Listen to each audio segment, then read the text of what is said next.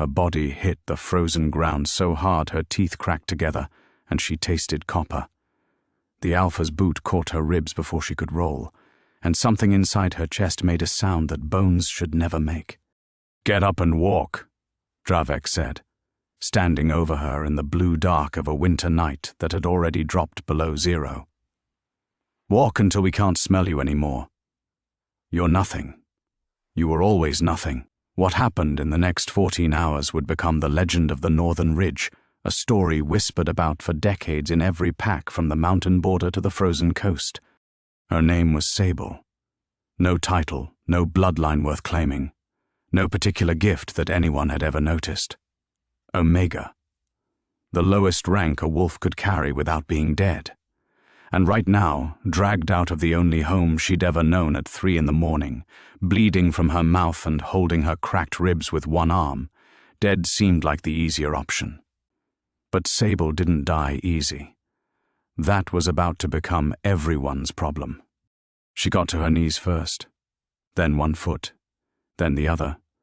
Dravek watched her rise with the look of a man flicking away a cigarette, already bored with her.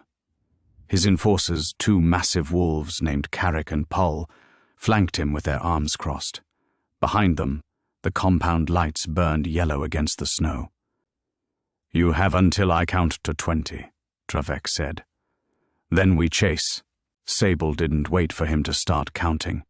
She turned and walked straight into the tree line, bare feet punching through the ice crust with every step.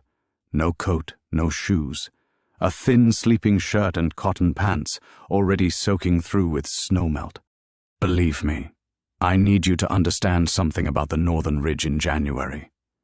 The temperature that night was -19.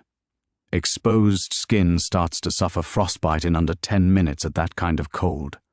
Sable weighed maybe 115 pounds. She was injured, she had nothing.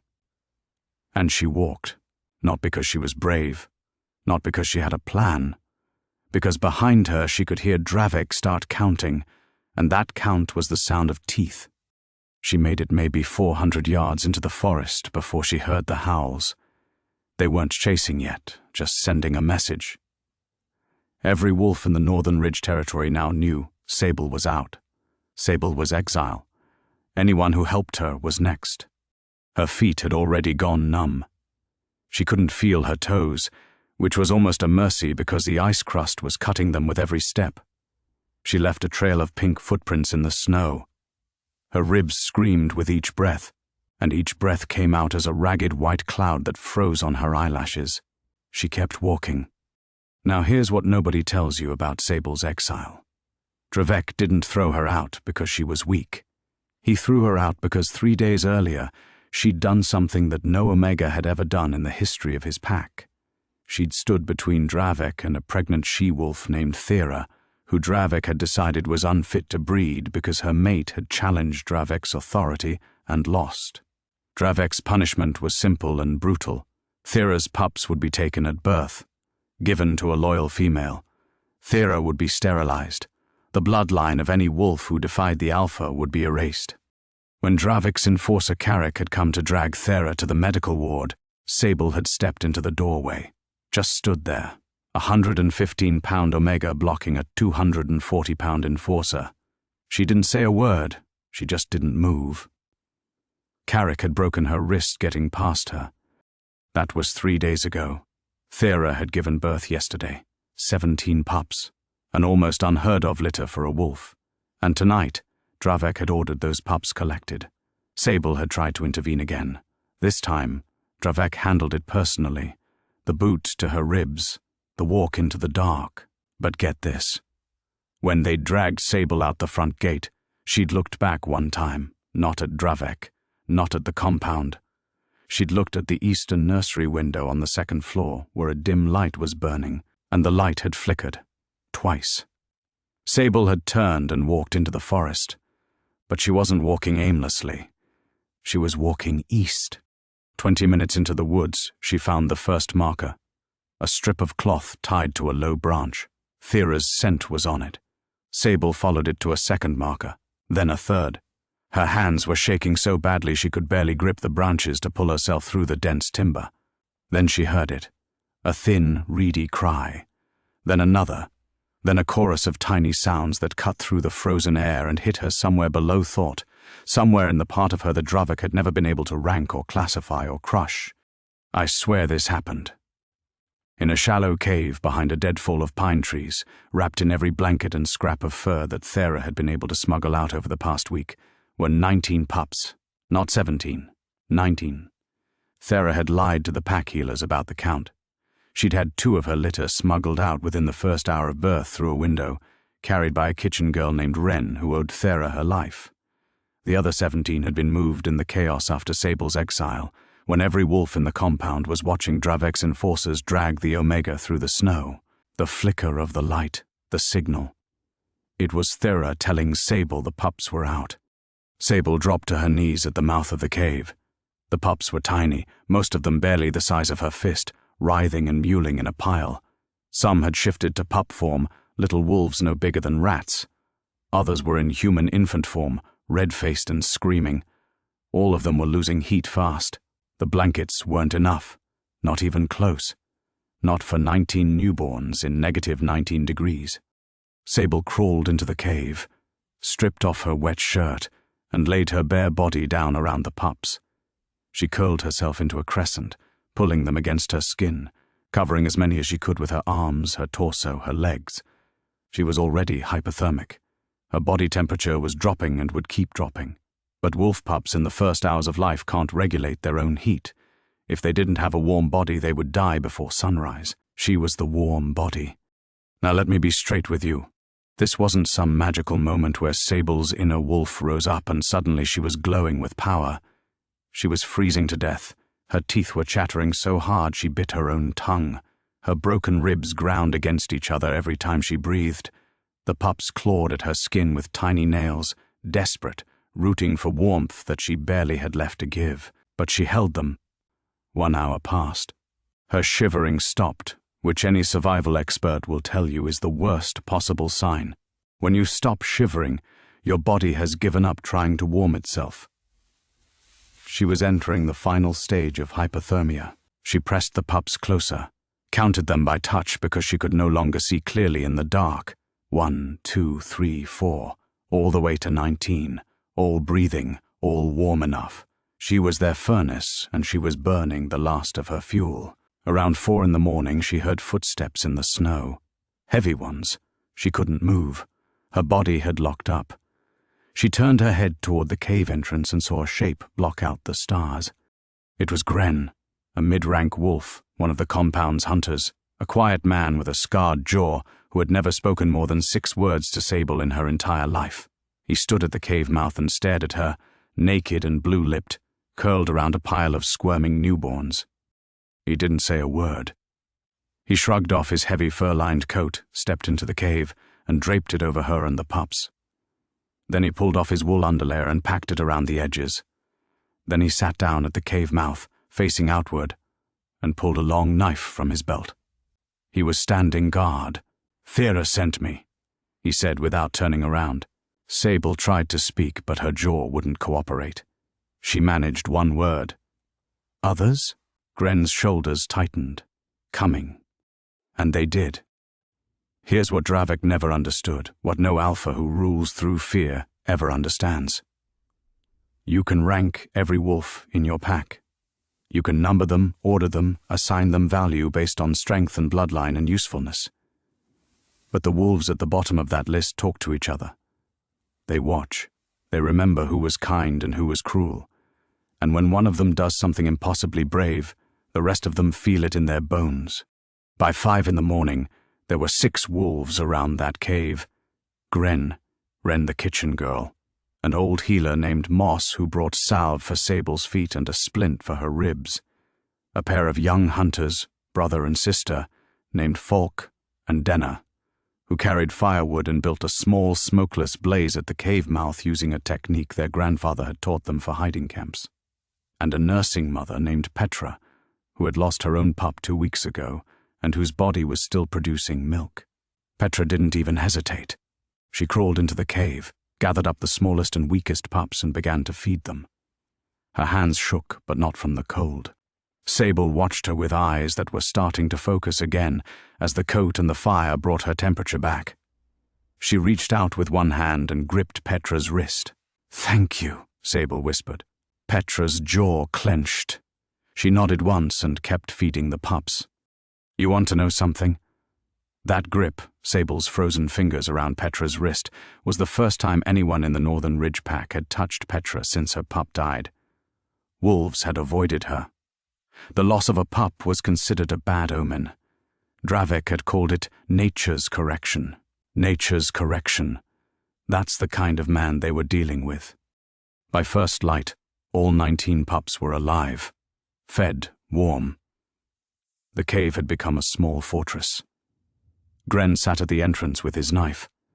Falk and Denner had set up a perimeter, running a wide circle through the trees, watching for Dravek's enforcers. Moss had wrapped Sable's ribs and treated the frostbite on her feet with a poultice that burned so badly she bit through a strip of leather. Wren had brought food, dried meat, and hard bread she'd stolen from the kitchens. Sable sat upright for the first time in hours. She looked down at the pile of pups sleeping against her thigh, fat and content, tiny chests rising and falling. She looked at the 6 wolves around her who had risked everything to be here. "He'll come," she said. Her voice was raw, scraped out.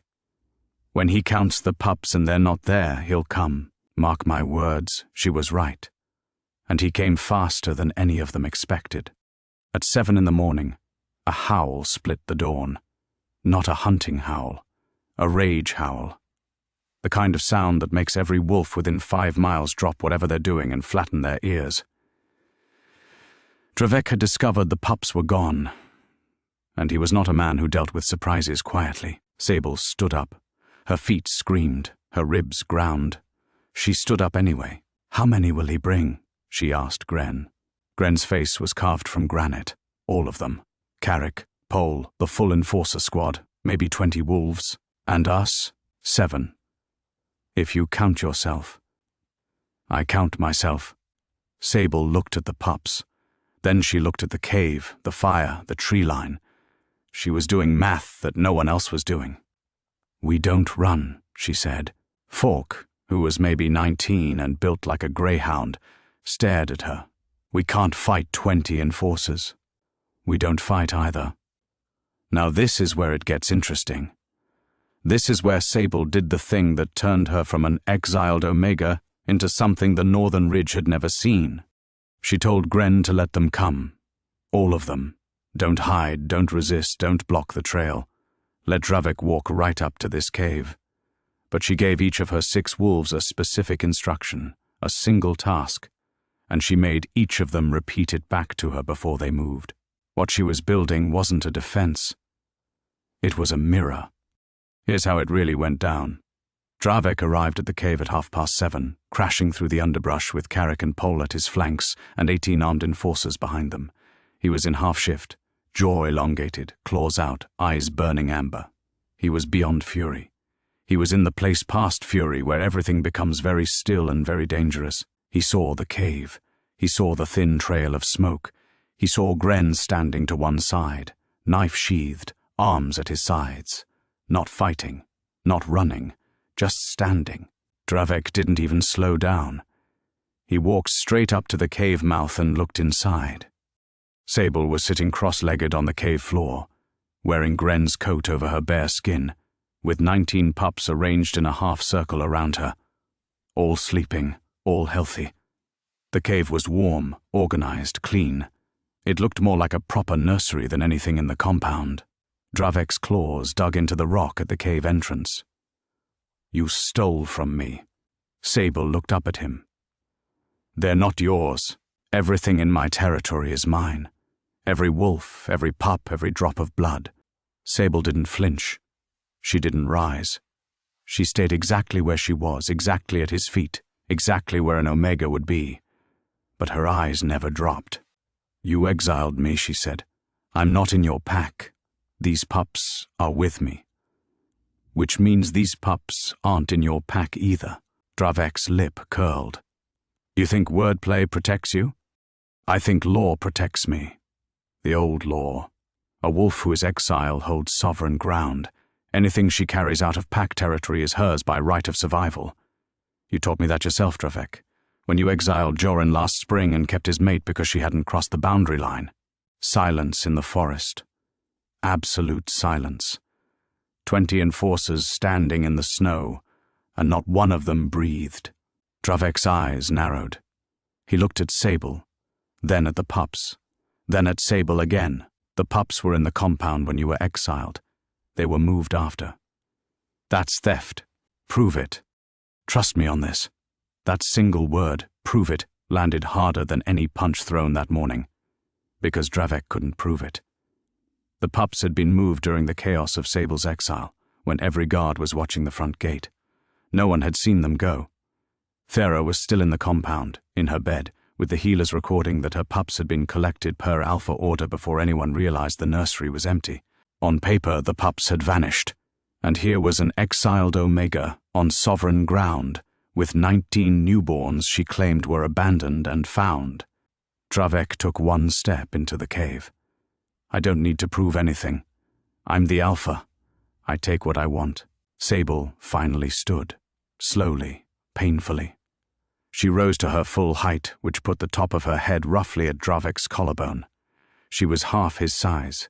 She was injured. She was barefoot on frozen stone. And she said, "Then take them." She stepped aside. Here is where it happened.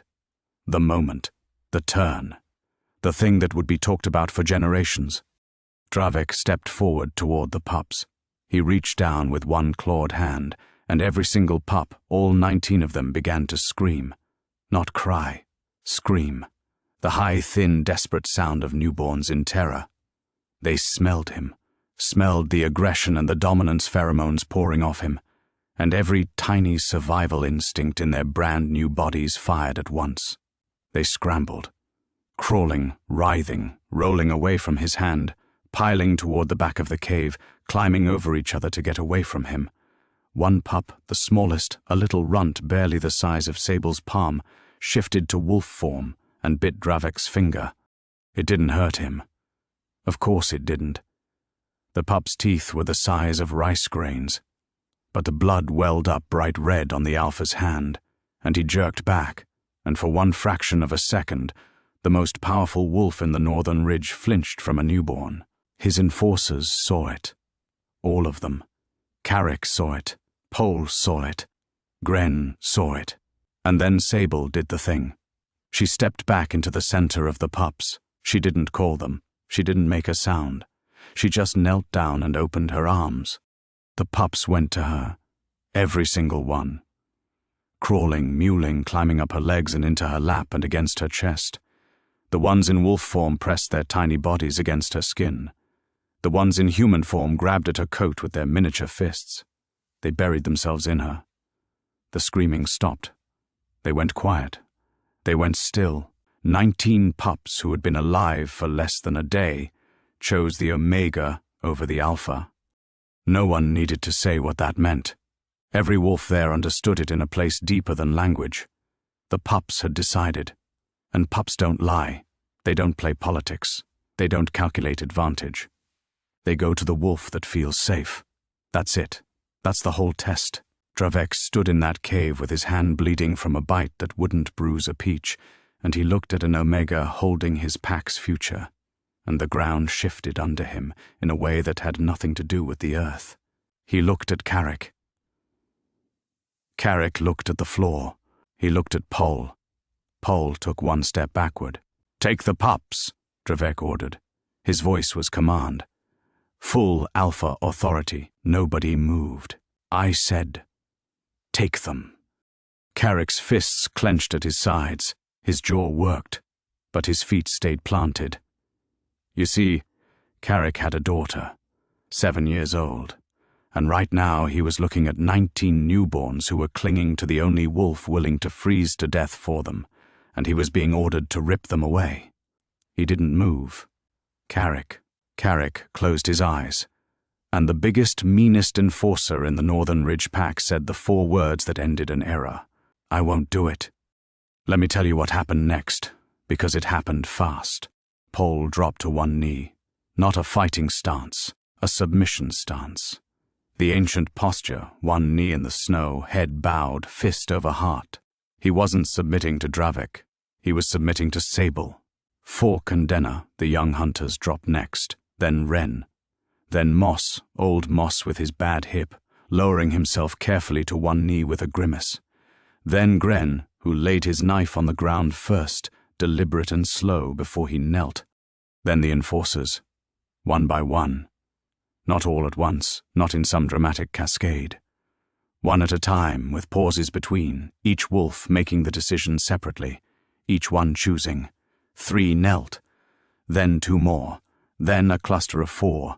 Then the stragglers, the ones who looked at each other first, who needed to see that they weren't alone.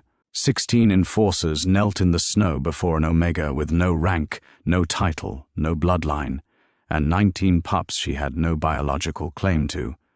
2 remained standing, and Dravek. Dravek looked at his pack, kneeling in the snow. He looked at Sable, and I want to tell you that his face was rage, or contempt, or some dramatic villain expression. But it wasn't. For one single moment, something crossed Dravek's face that looked almost like recognition, not defeat, not surrender. Recognition. He saw Sable, maybe actually saw her for the first time, and what he saw scared him more than any challenger ever had, because what he saw wasn't strength. It was something he had never been able to command, manufacture, or take by force. It was trust, and 19 pups had given it to the wolf he'd called nothing. Dravek's jaw tightened. He straightened his spine. He still had 2 enforcers standing, his most loyal, his most brutal. He still had his own strength, his own authority, the weight of years and blood and power. He could still fight. He could still win, technically. He could kill Sable right here, slaughter the pups, punish every kneeling wolf. He looked at his bleeding hand, the tiny bite from the runt. "Stand up," he said to his pack. "All of you. Stand up." Nobody stood. This is the truth that no one talks about. The moment an alpha gives an order and nobody obeys, he isn't the alpha anymore. It doesn't matter if he's the strongest wolf in the territory. It doesn't matter if he could kill every wolf present. Authority isn't muscle. It's agreement. And the agreement had just been revoked. Dravek knew it. You could see it in the way his shoulders changed, the way the tension went out of his half shift and his claws retracted, and his jaw returned to its human shape. He was calculating. He was a survivor above everything else, and survivors know when the math has changed. "The Omega holds the pups," he said slowly. "Fine. She holds them until the council meets. We'll settle this by law." "No," Sable said. Every head turned. "No council. No meeting. No settling." Sable's voice was steady, not loud, not commanding, not trying to sound like an alpha. Just steady, the way bedrock is steady. "These pups stay with me. Thera stays with them, and every wolf who knelt here today walks free. No punishment, no retaliation." "That's not a negotiation, that's what's happening." Dravek took a step toward her. His remaining 2 enforcers shifted forward with him. Sable didn't move. She held his gaze and said the line that would be repeated in every pack for the next 50 years. "You can't lead wolves who chose someone else." 9 words. Under 15. Delivered at a whisper. And Dravek heard them the way you hear a doctor say the word terminal. He stopped walking. The 2 enforcers beside him looked at each other. One of them, a wolf named Hask, who had been with Dravek for 12 years, slowly let out a breath and stepped to the side. Not kneeling, not submitting, just stepping away. Disengaging, the universal wolf signal for "I'm not part of this anymore." The last enforcer, a younger wolf named Callum, stood his ground for 10 more seconds. Then he looked at the pups in Sable's arms. One of them, a little girl in human form, with dark hair and huge eyes, was staring at him with her fist in her mouth. Callum's face did something complicated. He looked away. He stepped back. Dravek stood alone. And here is the moment of unexpected vulnerability that nobody predicted and nobody ever forgot. Dravek, the Alpha King of the Northern Ridge, the wolf who had ruled through iron and fear for 11 years, looked at Sable holding those pups, and his eyes went wet. Not tears, not weeping, just wet. A shine that came and went so fast you'd miss it if you blinked. And he said in a voice that only Sable was close enough to hear, "I had pups once, before the Northern Ridge. They were taken from me the same way." Sable's expression didn't change, but her hand, the one that had been pressed protectively over the smallest pup, relaxed, just slightly, just enough. She didn't forgive him, she didn't comfort him, but she heard him. And in that moment, the most feared alpha in the territory was just a wolf who had learned the wrong lesson from his own suffering. Dravek turned around. He walked back through the line of kneeling enforcers. He walked past Carrick, who still hadn't opened his eyes. He walked past Pole, still on one knee. He walked into the trees, alone, and the sound of his footsteps faded into the frozen morning until there was nothing left but the wind and the pups and the quiet breathing of wolves who had just changed everything. Nobody chased him. Nobody cheered. This wasn't that kind of moment. Sable sat down. Her legs gave out, honestly, more than she chose to sit, but it looked deliberate, and sometimes that's enough. The pups resettled against her. Petra, the nursing mother, crawled forward and took the 3 weakest pups to feed. Moss started working on Sable's feet again, muttering about frostbite and stubborn women. Gren picked up his knife, sheathed it, and looked at Sable. "What now?" he asked. Sable looked at the entrance of the cave. Dawn had fully broken. The sky through the trees was that impossible winter blue, clean and sharp and almost cruel in its beauty. The snow glittered. Somewhere in the distance, a real bird sang, the first sound of the morning that wasn't about power or fear or survival. "Now we build something," she said. Something he never could. Over the next 6 hours, wolves came. Not the enforcers who returned to the compound in silence to sort through the rubble of a collapsed regime. The others. The ranked and unranked, the old and young, the mothers and the lone wolves, and the ones who had never quite fit into Dravek's hierarchy. They came in ones and twos, following the scent trail to the cave, carrying food and blankets and medicine and firewood. By noon, there were 40 wolves at the cave site. By evening, 60. They didn't come because someone ordered them. They came because word traveled through the Northern Ridge the way it always does, wolf to wolf, whisper to whisper. And the story they were telling was the simplest story in the world. There is a wolf who will die for your children, and she is asking for nothing in return. Thera came. She walked out of the compound at midday, limping, still bleeding from the birth, supported by 2 female wolves who had pretended to be escorting her to the medical ward.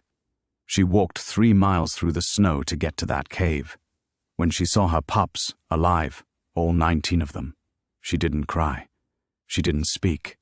She lay down beside them and closed her eyes and slept for the first time in 4 days. Sable sat beside her and kept watch. If this story has moved you, if you want to see what happens when the wolves nobody counted change the world, hit that subscribe button. Because this channel tells the stories that the powerful would rather you never heard. Now let me finish this. The Northern Ridge Pack didn't dissolve. It transformed. Sable never took the title of Alpha. She refused it, actually, every time it was offered, which was frequently over the next several months.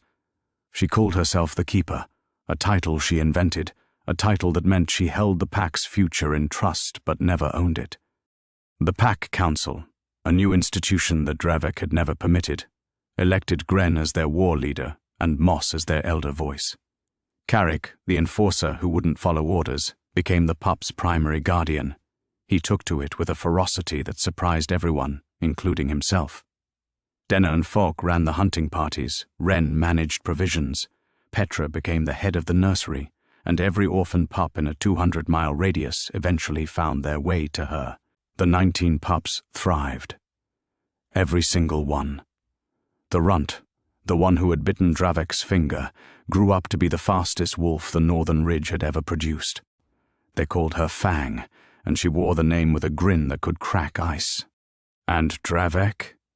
He was seen twice more. Once in the spring, crossing through the far eastern territory, alone, heading toward the coast. He looked thinner, older. He didn't stop. And once more, in midsummer, at the edge of the northern ridge boundary, standing in the tree line at dusk, watching the new compound being built.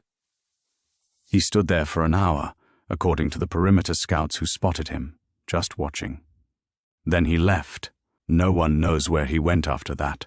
Some say he joined a small pack in the southern reaches. Some say he went lone wolf and never came back. Some say he died in the winter that followed, alone, which would be poetic but is probably just rumor. What isn't rumor is this: every year, on the anniversary of that frozen night, the Northern Ridge Pack gathers at the original cave. The entrance has been widened, reinforced, turned into a proper shelter. There's a stone marker at the mouth with 19 small paw prints pressed into it, one for each pup. The wolves gather, and they tell the story. The real one, not the version that gets exaggerated in distant packs, but the version where a beaten Omega crawled into a hole in the ground and held 19 pups against her broken body and dared the most powerful wolf in the territory to take them. And every year, when the story ends, the wolves kneel. Not to Sable, who always tells them to stop, but to the idea of her, to the proof that rank is a fiction and power is a choice, and the smallest wolf in the pack can become its heart if she's willing to bleed for it. The legend of the Northern Ridge isn't about strength. It isn't about dominance or bloodlines or who can hit the hardest. It's about a frozen night and a cave and 19 pups who chose an Omega, and an Omega who chose them back. That's the legend. That's how it was built.